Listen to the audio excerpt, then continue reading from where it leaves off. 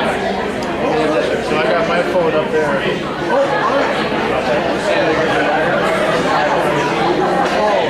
I'll tag you and tell your friends to see it. Thank you.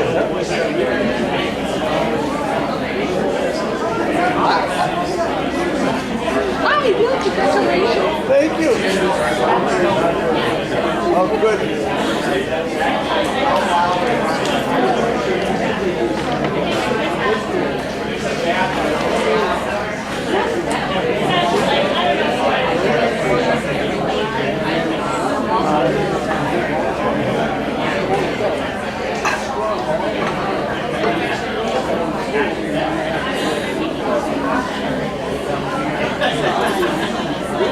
Okay, everybody.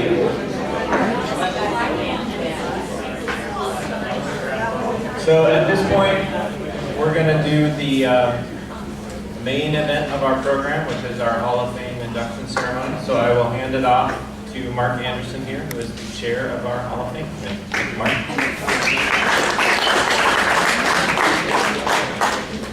So welcome to the Hall of Fame portion of our award banquet. This is the 5th year that we have been giving out the Hall of Fame, and this year we have 3 great honorees that we are going to honor here with induction. Before we get to those 3, I would like to, I think it'd be fun, to talk about the current Hall of Famers and what they have been doing this last year, because I think it's quite interesting. First, I'll start with the class of 2014. Mary Beth Windrath, if you know, is heading up the USMS Top 10 Swimmers and National Records. She's been doing that for many years, still doing it. Jim Stewart, he and his wife have become snowbirds. They winter in Fort Orange, Florida, where he swims with the Masters team 3 times a week. And then in the summer, he and his wife moved to Alexandria, Minnesota, and he is becoming a CrossFit enthusiast there because they don't have a master team close enough to him. Brian Jacobson participated in the Gay Games in France, and of course he's been knocking off state records and landing national top 10 times. Roger Bosfeld is still swimming, I believe, and basically relaxing. Tom Hodgkinson, Tom's here. Tom is back in the water after, what, 30 years? Tom has been over 30 years, and he has participated individually in individual events in 7 meets this last year. And some of those included relays. So he's contributed to relays that have made state records and national and international FINA top 10 positions. Welcome back to the water, Tom. Paul Windrath swims almost every day and participates in running national meets and national conventions. In the class of 2015, Nancy Krajka also participated in the Pan American Games. She also did the race from Alcatraz in July. Barb Schooler is coaching masters in Minnetonka and kids in Waconia. And when I asked her about swimming, she says, not hugely on the swimming side. That was her quote. Except when she comes to a meet, she just starts knocking off state records again. Trip Hendrick, his last meet was nationals, where he set a world record.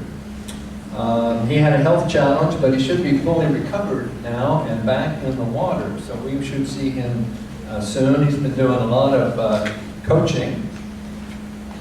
Scott Tripp, we know, is coaching. And then he jumps in the water and breaks a few records.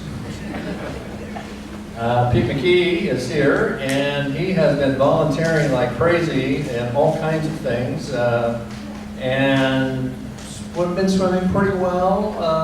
5 meets this year. He moved up to that 80-year-old age group, and set a few records. Class of 2016, James Kokendorfer is here. He participated in the Pan Am Games also. And of course, he's been knocking off records, both state and national top 10 times. Sharon Simpson has been actively coaching for many, many years, still coaching, and she attends virtually every Masters meet with her team and is always on the deck. Me, I was in class of 2016 also. I've just been splashing around a bit and setting up some relays. Class of 2017, Jill Whitney swam in 3 out-of-state meets and is still setting Minnesota records because that's where she's registered when she is in South Carolina. Karen Zimlin, she pretty much has to leave the state to find a course long enough and challenging enough for her. She swam across Tampa Bay, and then she swam from Catalina Island, California at night, and had a couple of masters here crewing for her, helping her out. She did find time to swim in a couple, 3 local meets, where she set 6 new state records. Before we move into tonight's honorees, I want to talk about one day in their life. I could have picked September 9th, which was the New Prague meet. That was an impressive meet for these 3. But I'm going to pick June 23rd, 2018. Remember what happened that day? June 23rd. It was a long course state meet. Okay? So let's talk about Sandra here. So Sandra, she swam the 200 free, kind of as a warm-up maybe. And then she swam the 400 free in a state record. And then she swam the 1500 free in a state record and broke the 800 free at the same time. So 3 events and 3 state records. Did I forget to mention that that was just in the afternoon? In the morning, she swam the 2-mile swim at Lake Calhoun and won it, beat everybody in the McLean Element.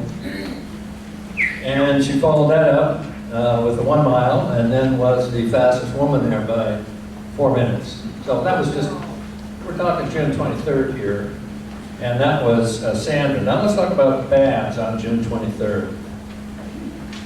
She swam and set the 100 freestyle record, the 200 freestyle record, the 400 freestyle record, the 800 freestyle record, the 200 fly, and then she also swam the 1500 meter and missed that record by 0.6 of a second. She's gonna have to swim it again. She also swam the 100 fly and then was in 2 relays, one of which, 2 relays. 200 medley and 400 free. Now let's talk about Bill. Bill was at that meet on July 23rd, and he set a record in the 100 fly and the 200 IM. He also swam the 50 breast, the 100 breast, and the 200 breast. And he swam in 4 relays. One of them was the 800 relay, so he had to swim at 200 yards. And then he swam in the 400 medley relay, and I didn't have a butterflyer I could trust to swim that and make it, so I had to have Bill do it. So Bill swam out 100 fly there. And that 800 freestyle record was a new state record. So that's just one day in the life of these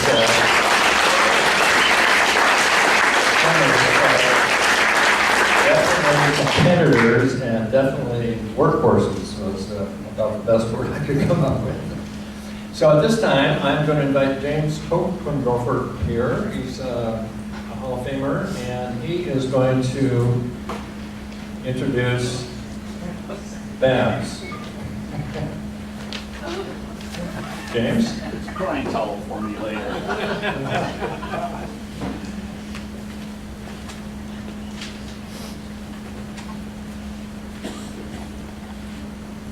Hi.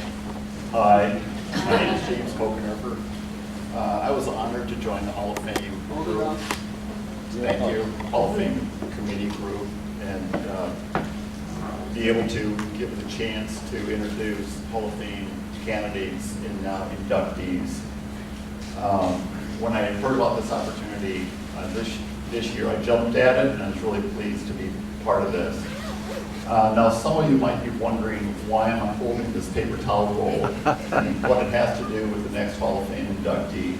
Well, I'm here to share a story as well as an incredible rich story that provides the history of Babs Larson. The quick story of the paper towel roll is that behind the green Wizard of Oz curtain of the Hall of Fame committee is the big green face of Mark Anderson, and he resides behind the curtain. There's an incredibly complicated and fair process governing this Hall of Fame group and committee and the inductees. So suffice to say, the inner workings are robust, diligent, and one heck of a process. Once the candidates are narrowed down, submitted and agreed to by the Hall Committee, and then agreed to by the board, some of us are lucky enough to honor and notify the members that are now inducted today. When I was informed that I'd be the person lucky enough to notify Babs, it was a great day for me, and I rang her up. When we talked a bit and I let her know exactly what I had called about, she was immediately thrilled. She was not, however, thrilled about an interview process. So she told me, hey, let me write a little something up and then we can talk. So this is her write-up. And it took me a little bit of time to get it organized. So Babs was born in Glen Clover, Long Island, Illinois, in New York, but grew up. Yeah, I need a couple of those sheets that roll away. She was born in Long Island, New York, but grew up in Toledo, Ohio.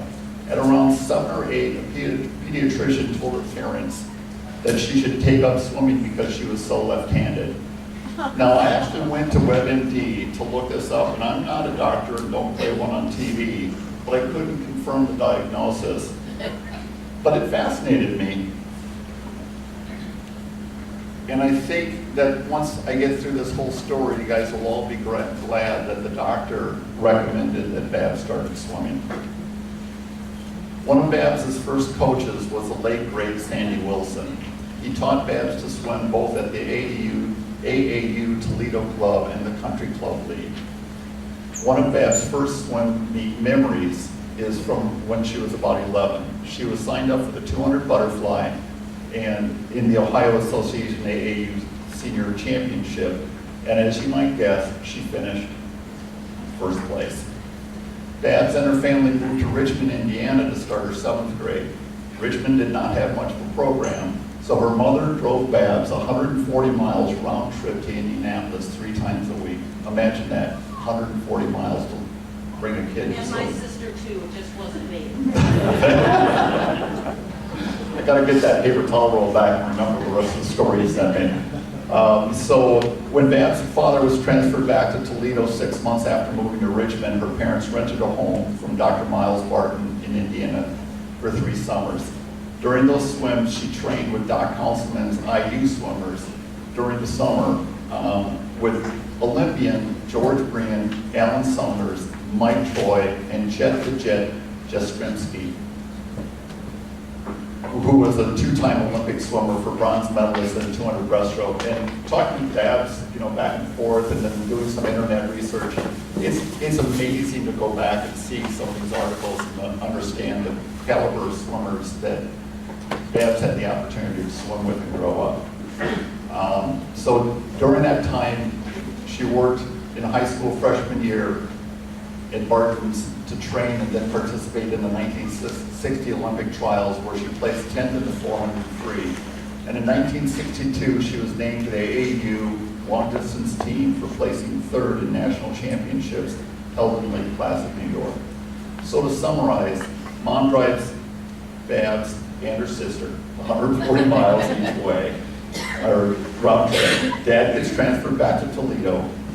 Babs continues to swim in IU, hang out with Olympians. By her freshman year in high school, she places 10th in Olympic trials, and in 1962, third at national championships. That's the background that kind of establishes Babs for who she is today and in Minnesota swimming. So by her senior year in high school, she more or less retired from AAU swimming, and she went 2 years at junior college and then transferred to Indiana University. This looked so clever when I was at home, putting this together.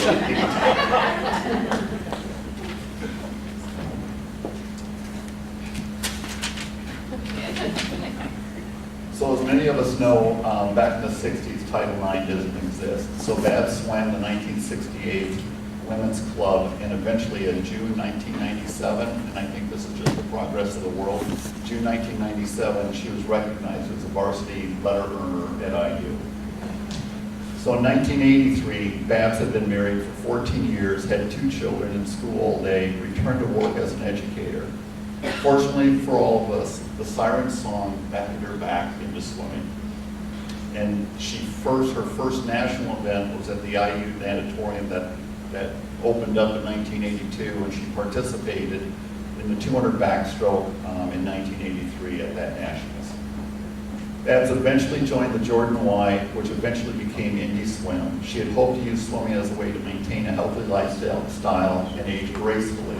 She soon learned that master swimming opened up a whole new social experience, and I think that's what we observed tonight, is all the connections and all the volunteer work that master swimming can provide all of us. As an age group swimmer, Babs had a goal to improve her time by 1 to 2 seconds. As a master swimmer, she tried to improve her baseline swims each year. By the age of 65, her goal was simply to not get any slower than 2 to 5 seconds a year. During Babs' overall master swimming, she has recorded 396 swims, 153 individual top 10 results, and 42 top 10 swims. She is also a 5-time All-American. So if you're still awake with me, you might be saying, given the parochial Minnesota, what about us? Why not concentrate just about Minnesota? Well, in June 2008, Babs moved to Minnesota. And as you can read in the program, I think it's on page 18, there's a few highlights about her career here in Minnesota that I don't want to reiterate. But there are 3 things when talking with Babs that I really do want to communicate. One of her favorite Minnesota master swim sites is St. Thomas. She's quick to state that this shouldn't take anything away from the great organization and the meets that are conducted at the University of Minnesota, but there's just a vibe there that I think she really appreciates, and anybody who's been to St. Thomas, it's really a memorable place to swim. A second thing that's not listed on the program is a great memory, and her first participation at a Minnesota Masters meet was actually in 1994 when she was still at Indy. Wade Mueller organized a postal swim event, which was a distance IM swim. She swam 100 and then 100 of each stroke and then a 200 IM. And that's just a great memory that's not necessarily recorded on the program.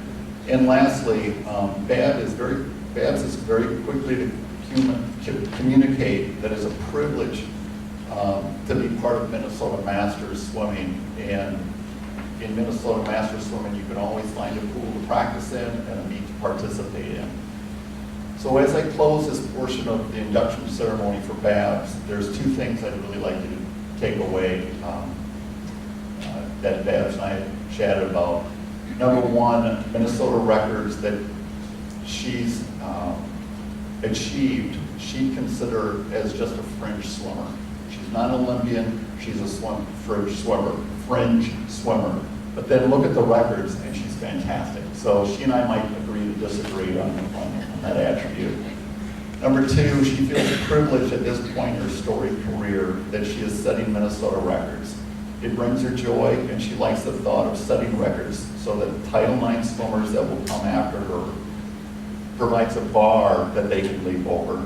And like Babs, use swimming in Minnesota to get through life's challenges. So without further ado, please help me recognize with a round of applause one of the 3 inductees in Minnesota Hall of Fame.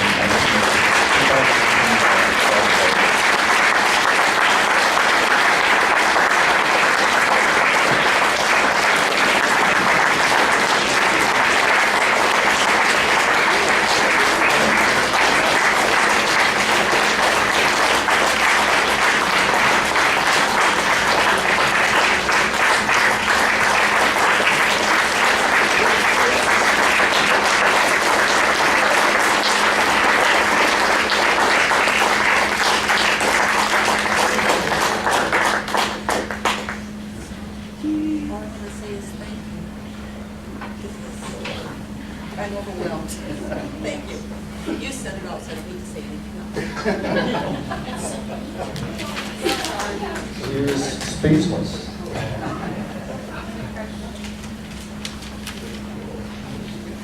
Next, I'm going to invite Hall of Famer Tom Hodgson up to talk about Bill Kansas. Tom.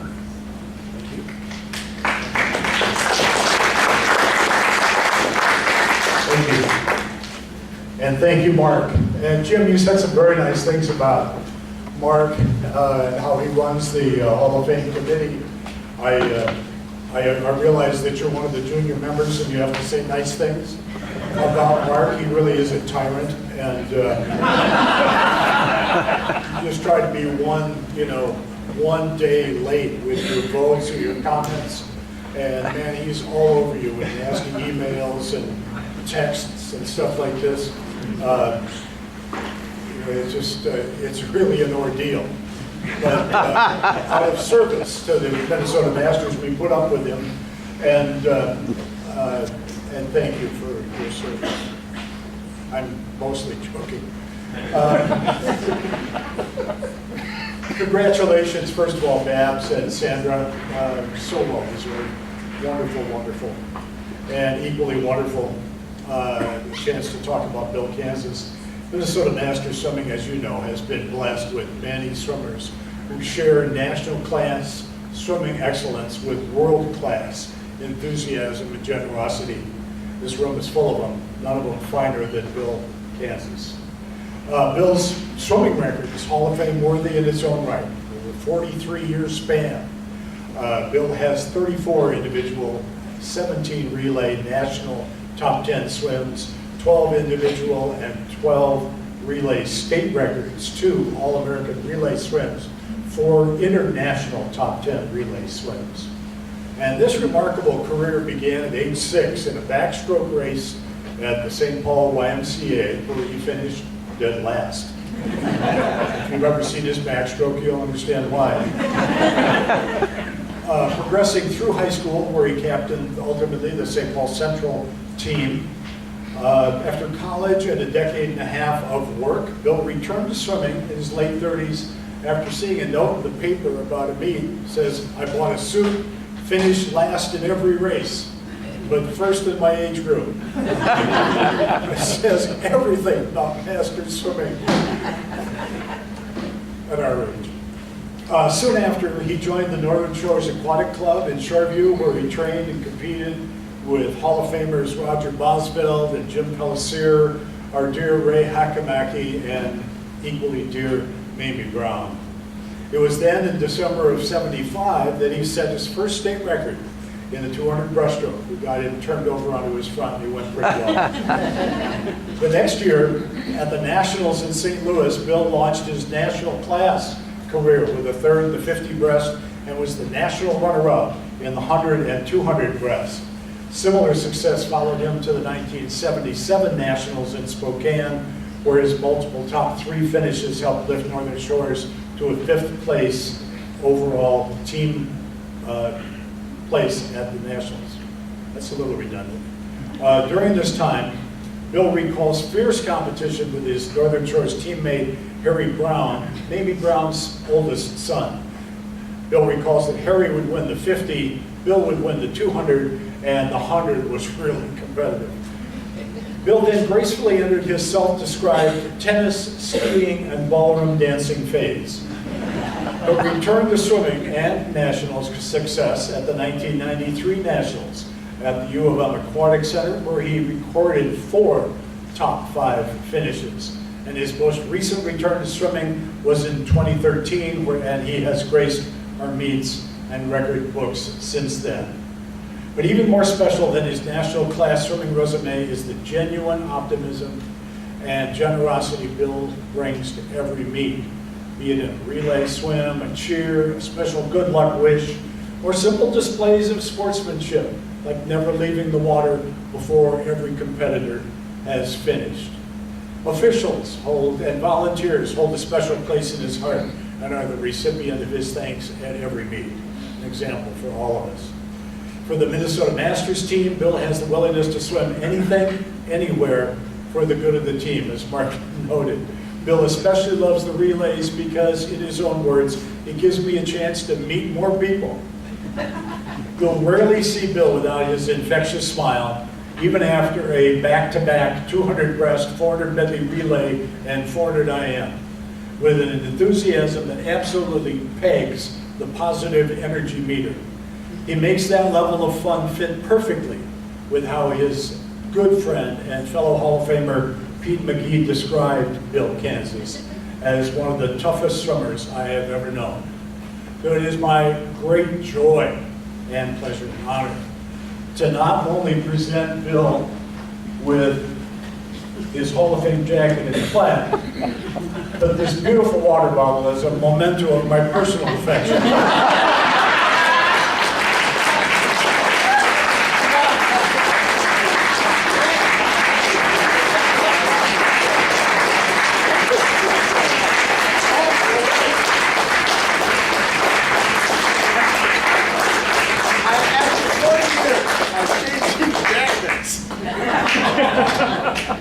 This is the first one that Tom arranged for the Northern Shores to have.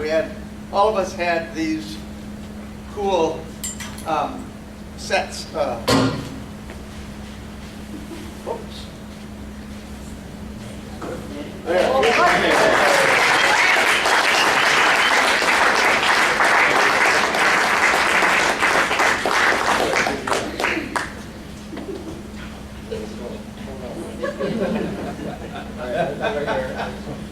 All right. Thank you very much.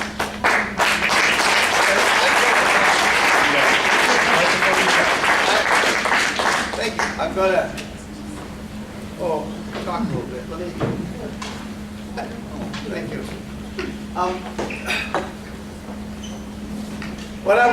You can hear me without the mic, right? No. You can hear me with the mic, right? Yes. Okay. Since Bab didn't use all her time, unless you want to come back, we can do this together. Anyway, thank you, Tom. Those were much appreciated words from a much appreciated friend. And thank you to the Hall of Fame Committee for this honor and putting me with the other 2 members of our 2018 triumvirate. And those are Rattlesnakes, LOL, and Show Me Some Water, I Must Swim, or if there's a kickboard around in a lake. Anyway, I first met Sandra because I went to a meet in Duluth and met Dave and his parents. The family has at that time had a Scandinavian, I say Swedish, gift shop. And Patsy Lillehei was at that meet too, I think. That was a good time. And I didn't really meet Babs until Mark created the 65-plussers relay juggernaut. Well, the 2 most influential people in my swimming career were Tom Hodgson and Mark Anderson. And I'm going to spend a little time about that. Now, forgive me, because sometimes this stuff gets me a little emotional. So I'll just turn away and come back. Anyway, Tom was this young 20-something swim coach managing the Northern Shores Swim Club. There were several workouts a week that we could attend. I liked the late afternoon after work sessions because then we could go out and have some dinner, beverages, and get to know each other better. As time You've been there too. As time has progressed, most workouts now are like 5 in the morning and everybody rushes off to work. I like the old way a little bit better, got to know the swimmers better.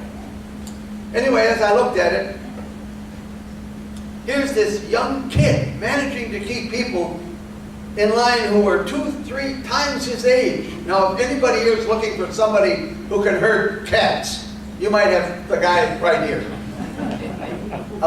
I kept wondering why we were working out at the Chippewa pool until I saw it was on Hodgson Street. While with Northern Shores, I got to swim with the great Ray Hakamaki. I know you'd asked for some Hakamaki stories. Well, I got a little bit for you. Any of you who met him knew what a kind, gentle soul he was. Do you know what he liked to do to pass time?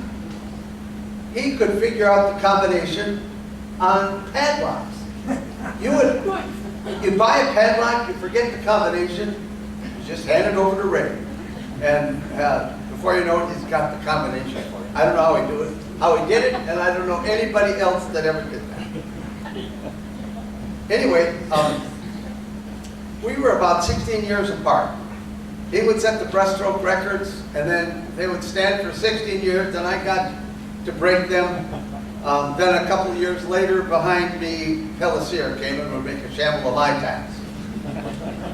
I remember one time, Ray asked me to be, talked me into being a rabbit for the 400 IM. He was trying to get a certain time.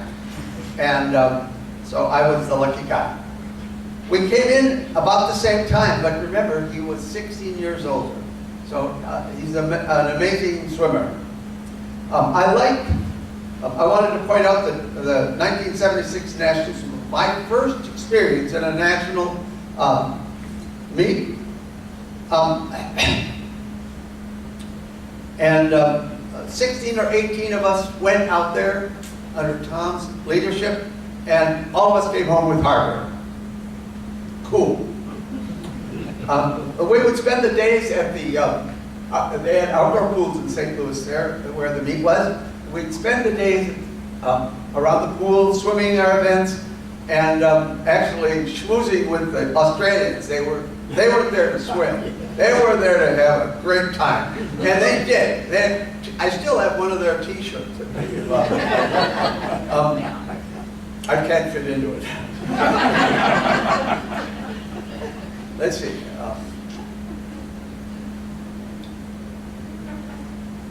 Okay, and so during the day we'd sit around the pool, and then in the evening Tom would get us all into his room, and he would play his guitar, and it was a really pleasant finish to the day.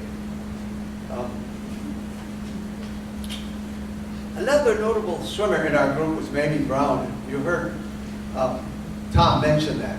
She was a wonderful lady, and we would gather at the end of her swim and applaud her as she came in. She was the grande dame. She was the oldest lady. Let's see.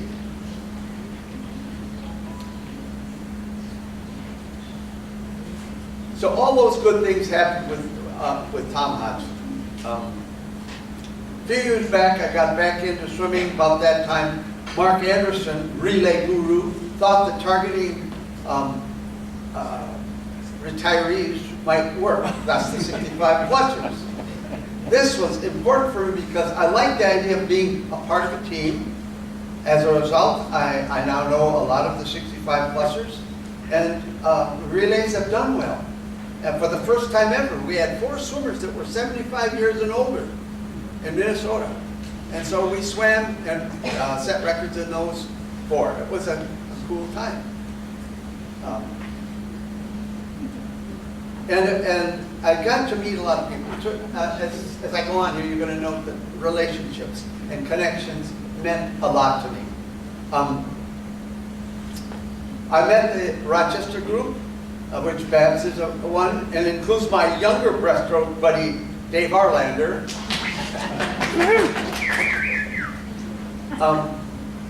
Let's see.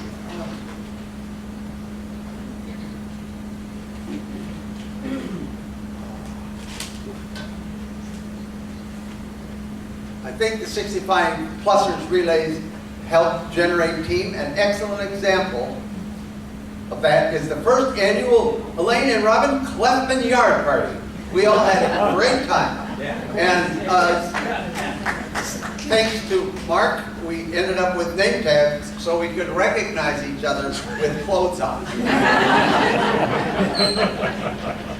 That brings me to my main point that relationships and team building in a general way meant a lot to me. And there are a couple things. Bruce Pock has a connection with the state of Kansas, and he and I struck up a friendship. One time he brought me an old Kansas state license plate with my birth year, 1936, on. Now, how do you find something like that? The next meet he brought me a Kansas whiskey bottle. Empty, of course. Anyway, it was Kansas and we had a good time. And I have trouble getting up on the blocks. I have an arthritic ankle. And from time to time, as I was trying to get up on the blocks, he would show up and give me a hand. And to talk about the connections, our family went to Coronado in California for a spring break, and I found a group of swimmers there that swam at night. They called themselves, get this, night crawlers. I thought that was cool. They let me work out with them, and then we got to go to a meet with them. One of the swimmers that I worked out with had a large sailboat right on the bay there and invited our family to come and have a sail. Another connection there, another connection. And we went for a sail. My kids got to steer the boat, and we waved at the tour boat that came by that we were going to be on. But we had that. Let's see. And the relationships and the connections is really important. And I cannot forget those nice folks in New Prague. You brought them up. Those young timers adopted me. They made sure I got my glasses after my and I had several events, one after the other, and they saw to it that I got to the right blocks at the right lane. I couldn't have done it without them, and they were really nifty. I really appreciated them, and that brings up another thing. There were some people that talked about being inspired by me. Feels funny to say that, but I think that'd be great. I'm usually the oldest guy at any meet, and for people to see that I'm still doing stuff, suggest that they have a chance at the age. And so maybe they're thinking of their long-term health and what they might like to do. And hopefully they'll be the better for it. I have to tell you, I helped one fellow that came to our meet and was looking and was afraid he was going to see nothing but Michael Phelpses with six-pack abs. and he saw me, he felt comfortable because he found another kegger.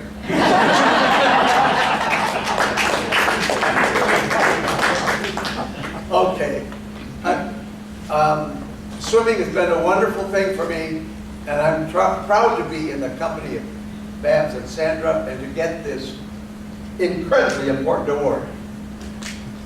And I have something for my fellow triumvirate members. Was it? You want me to hold? Oh, okay. If you could get these to, that's Sandra. Okay. And this is Babs. I've got that. Okay, I've got something for them, and while they're opening that, I have an interest in crystal, and if I can open my own. And what we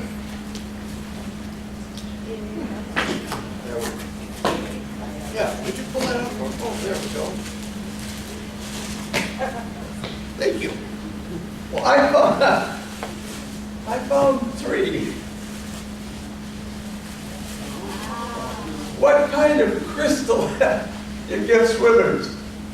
Water. Yes, you got it, water.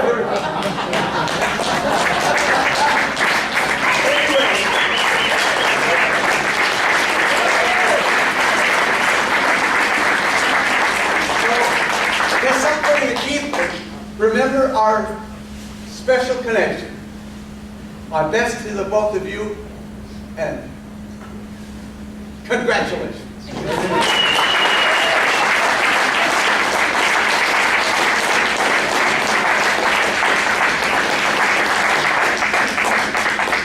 Thank you, Bill. Now I'm going to invite Hall of Fame committee member Ken Fisher up to introduce Sandra Uberman Hurwitz.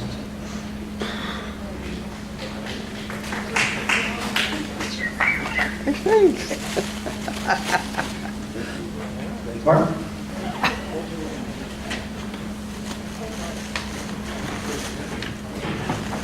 Start running already.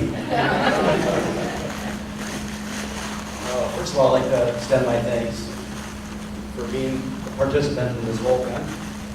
I'd also extend my congratulations to Babs and Bill for a wonderful award. That's awesome. Good job. So, I'm here to talk about Sandra. I'm lucky, first of all, let me start by saying I'm very honored to be here to present you. I think it's a really cool thing. I am lucky enough to be able to swim with Sandra on occasion. Unfortunately, I typically swim at 5:30 and she comes in at 6:30.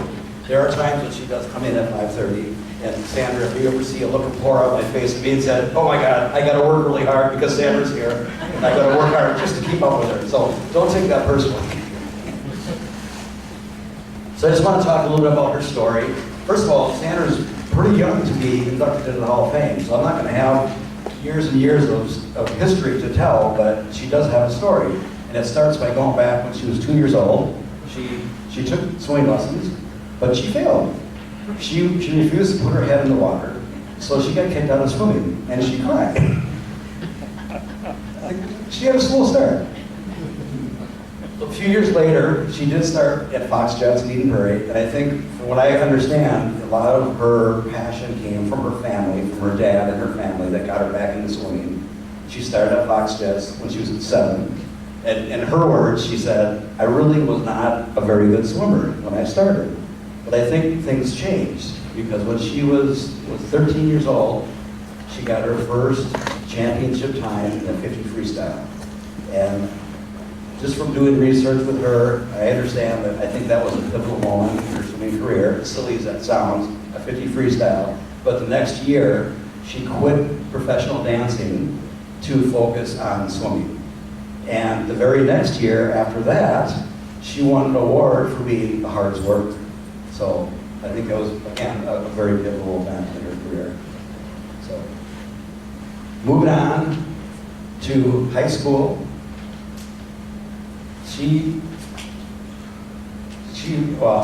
Back up. When she was in 10th grade in high school, first of all, she swam for Eden Prairie. And she still was kind of evolving as a swimmer, and she was saying that just her being surrounded by the great swimmers in Fox Jets and Eden Prairie High School really encouraged her. She always sees a chance to get better, and having to swim with really, really good swimmers in Fox Jets and Eden Prairie High School, she realized that I can always do better. I can try harder and I can achieve my goals. So I think that was also a pivotal moment for her, just experiencing those incredible swimmers in Fox Jets and high school. Her high school team ranked, they had 4 championship runs 4 years in a row, and she was on the team. 3 of those were USA state championship teams.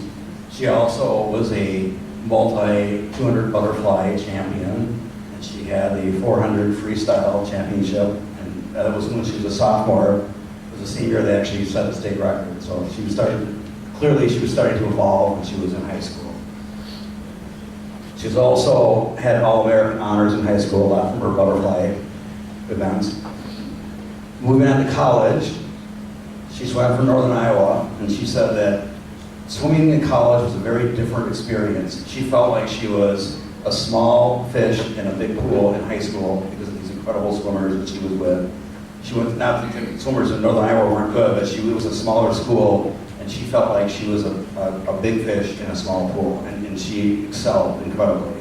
Her freshman year, she set school records in all of the distance events, the 400, the 500, the 1,000, the 1650, the 800 free relay, and the 200 butterfly. That was her freshman year. She set all these school records. Incredible.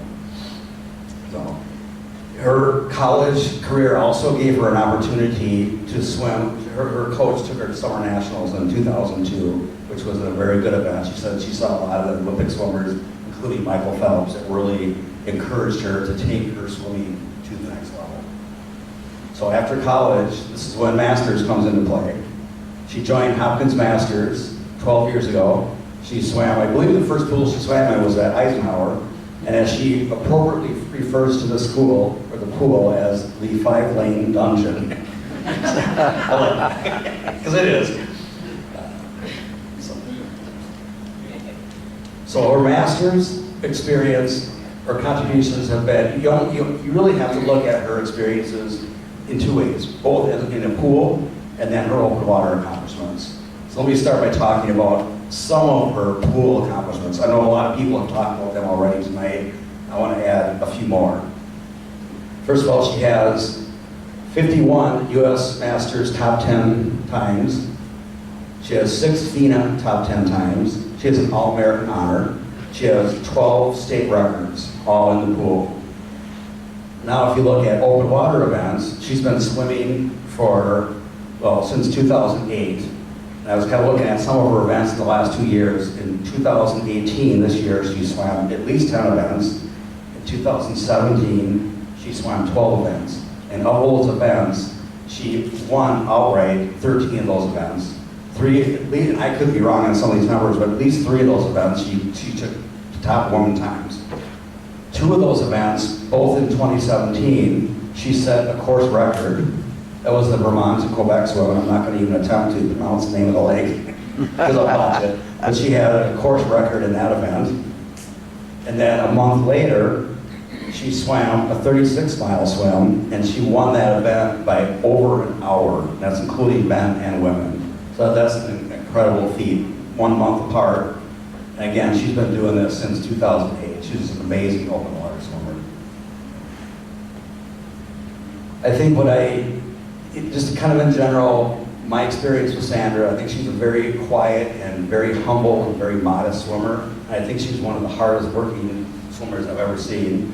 She swims, at least lately, because of her open water events, she's been swimming like 1,500 miles a year, which equates to like 4 miles a day. And so you miss a day and I guess you gotta make up 4 more miles. But so she, in other words, she works very hard. She swims a lot.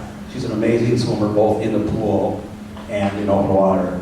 And I think about Sandra's future, and sometimes you'll say, well, you know, Sandra will be with us for a long time, maybe years, she'll be setting more records. And I think of Sandra, because of her age, it's not years, I would see it more like decades. She's going to be around for decades, setting records and being a huge contributor to Minnesota Masters swimming.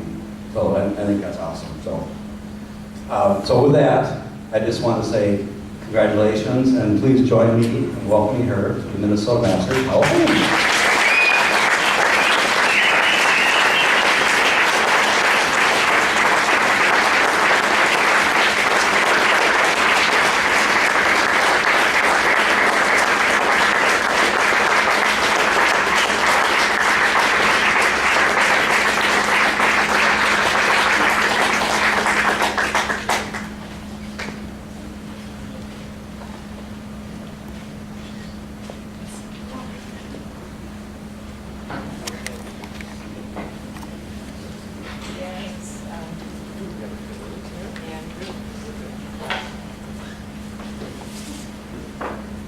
I'll take some bags time.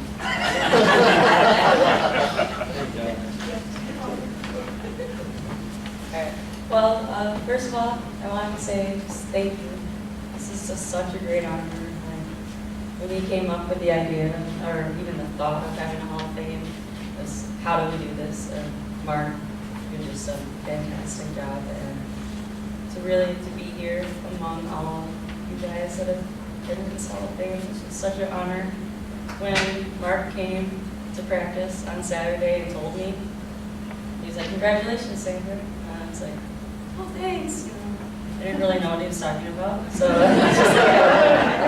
and then he said, "What, David, you didn't tell her?" And he told me that I was going to be inducted into the Hall of Fame. And honestly, this came out of nowhere for me. I would never think that this would happen to me. Like I said, I'm kind of just an average swimmer that keeps going. And I just want to also, I had the opportunity to fulfill kind of my swimming dream.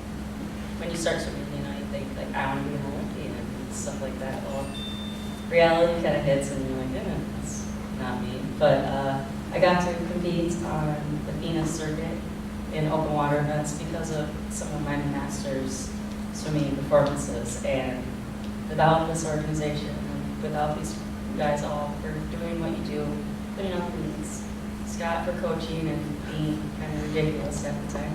And, you know, I wouldn't have been able to go on and compete against Olympians and compete against those people. And, you know, Bill said the connections that you make, the friendships that you make, that's really what you remember. I don't really think about the records. I don't think about that stuff when I get in a pool. I just swim, and it's the people. It's all the people that you